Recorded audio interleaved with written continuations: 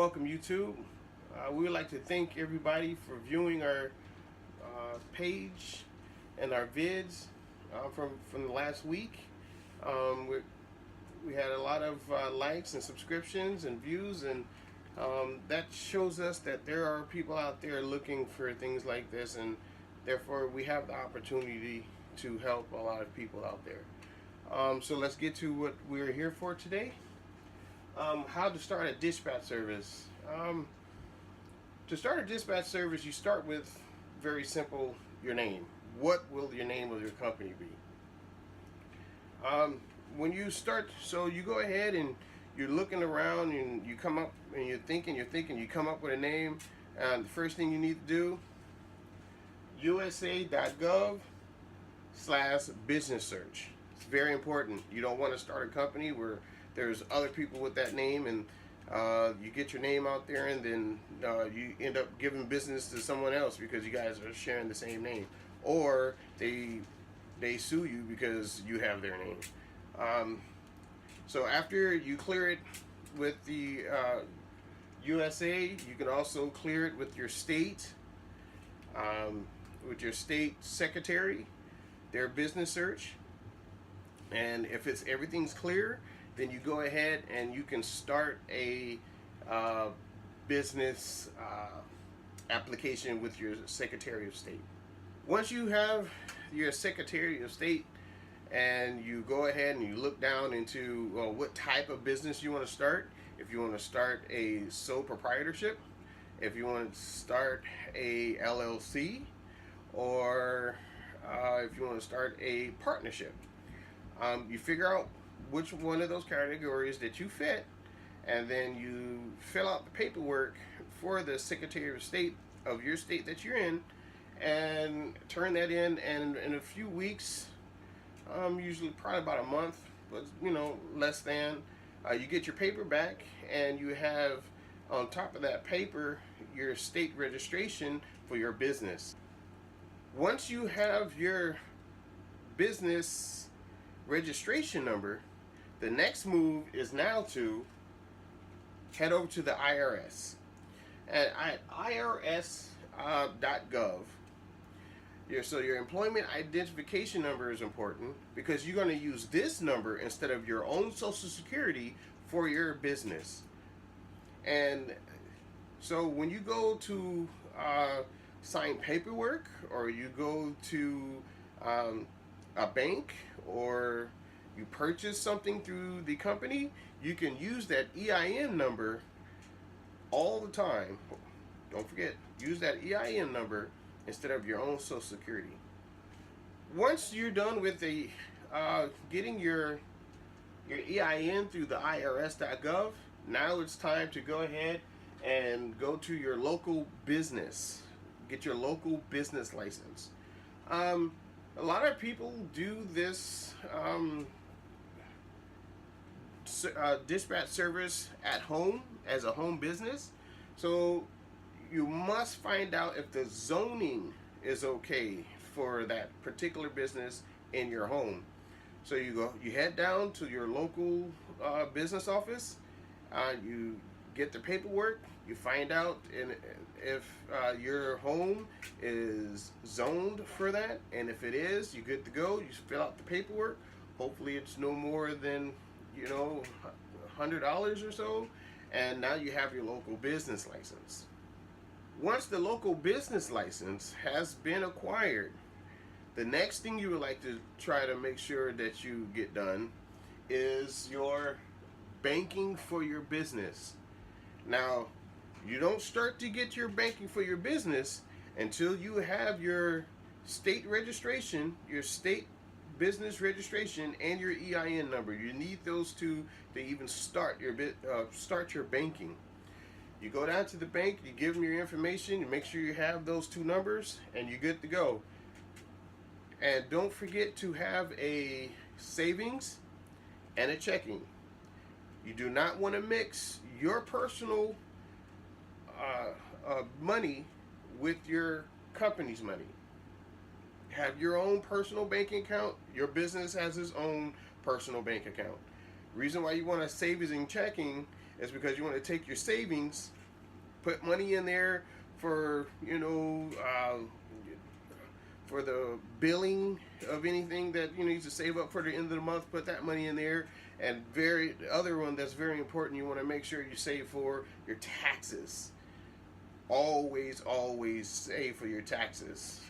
It's Most people say a minimum of 30% of every time you get paid, put that into that savings account. So every quarter that you have enough.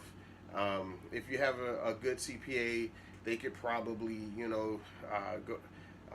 bring that down more. So it's basically just turns into a savings account because, your CPA was able to save you quite a bit of money. But anyway, that's another video. After you have your banking account, now it's time to go ahead and get your equipment. Now, the equipment is really easy. All you basically need is a computer and a cell phone. Most people have both. You can get away with maybe even an iPad, but I suggest having a dedicated computer at home that you can use it for. Hopefully you have a computer that has a lot of memory, because you're going to have a lot of pages open. It's going to slow your computer down. The more pages that you have open, the more a computer has to memorize, and it just slows your computer down. So the higher the memory, the more snappier your computer will be. And then also you're going to need that cell phone. If I suggest more than one, but if you cannot do that, at least one phone, so you can call the brokers, you can call your drivers. It's important that you talk to those drivers every single day. So make sure you have at least one phone, one computer. If you get to the point that you can do more, have a computer that's just going to be for all of your when you're filling out paperwork, and you can have another computer open for all of the for the DAT board and truck stop and all that other stuff. Because all of it together on one computer can really, like I said, slows it down a lot if you don't have the RAM. Now, after you have purchased your computer and your cell phone, now you have to go ahead and get your DAT. DAT is a prescription low board, and so far I found that it's okay. It's good for what you're trying to do in the beginning, and it only costs you $35. Unlike Truck Stop, I found that you need a MC number that you can just start with your company and your very important EIN number.